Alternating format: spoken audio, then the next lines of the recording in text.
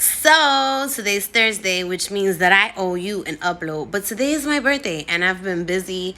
I've been running around and everything else, and so I really didn't think of what today's story is gonna be. But this is surgery story number 108. Y'all, we gonna call this one. Who's babysitting?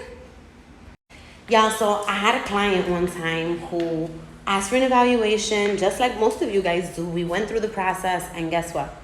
She was a candidate. She was a candidate for surgery, and I was really excited to help her. She explained to me that she'd been recently through a divorce. She was telling me about different things that just had been happening in her life and how desperate she was for this change, how desperate she was to have some me time, to be able to kind of just reinstall self-confidence in herself and feel good feelings and just be able to feel strong and to move on and like do her thing in life, right?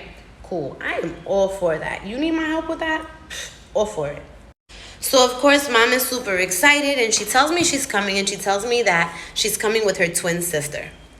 Dope. I think that's dope. I have two brothers. You guys probably never really hear about my brothers because they are not into plastic surgery, but I have two brothers, and my brothers happen to be identical twins. So I think that's awesome.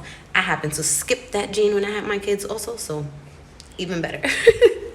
Anyway, I try my best to stay out of the personal business unless you guys share with me and really want my advice or want me to get involved. Otherwise, y'all know, I mean, it's basic common sense, right? You never get involved in relationship issues. You don't get involved in stuff because those people make up and then they stay mad at you. Don't do it to yourself. So anyway, I'm on my business, right? So Shorty says she's coming. She got her Airbnb. As we're going over her surgery plans and everything, we're talking about the fact that, you know, we got to go through your checklist. Do you have everything? Do you this? Do you that? Do you the third? Everything is good to go. I ask her about her Airbnb. She tells me that it's booked. She tells me everything is great. She has a rental car, blah. Right? So far, cool. So let's talk about the plan. Apparently, her and her sister had rented an Airbnb. Her sister wanted to stay with the kids at the Airbnb because, again, they're going to go to the pool. They're going to live life. I mean, she's the only one having surgery, right? Why can't they be on vacation? Everything sounds like it's on the up and up to me so far. And again, she told me that we didn't have to pick her up at the airport because, remember, I told you, she said she got a rental car. If you've never been to the Dominican Republic or if you've never been to Santo Domingo Airport, there is a rental car right, like, immediately across the street from the main exit of the airport. So it's literally just cross to the other side and it's right there. It's not complicated. So it all made sense. Now, if you've never been to the Dominican Republic for plastic surgery, then you might not know about this facility. This is Cecilip. Cecilip is one of the best plastic surgery facilities here in Santo Domingo, and I have a bunch of doctors that work in that building. But anyway, so she had to go here for pre-op. And so what happens? The morning of pre-op, we go by her Airbnb and we pick her up. We pick her up, we take her to pre-op, and everything goes well. She spends the whole day. In fact, she asks us to take her by the water so she could take pictures. She asked us, she even asked us to take her to get coconut water because she wanted to try coconut water.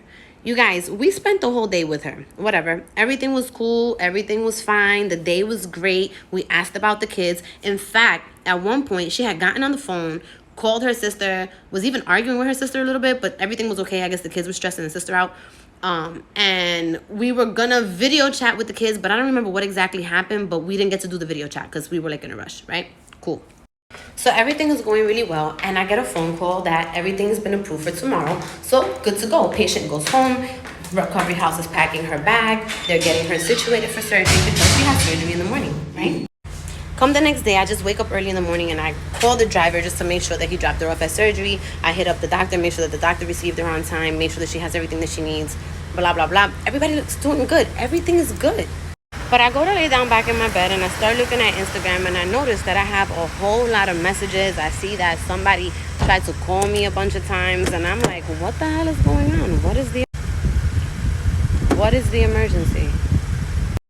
So now I start checking these messages that I have in my inbox and I'm starting to put two and two together. Remember that I'm almost half asleep and I'm kind of with it, but I'm like, what? Y'all, did you guess? Did you guess? Y'all, this patient, she's about to be wheeled into surgery. She's about 10 minutes away from being wheeled into surgery. She's already had her sleeping medication, her sedation. Her children are by themselves.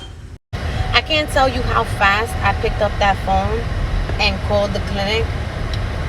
I can't tell you how fast I worked with that sister to get her here. I can't tell you how fast we got to that Airbnb to pick up those kids. I can't tell you.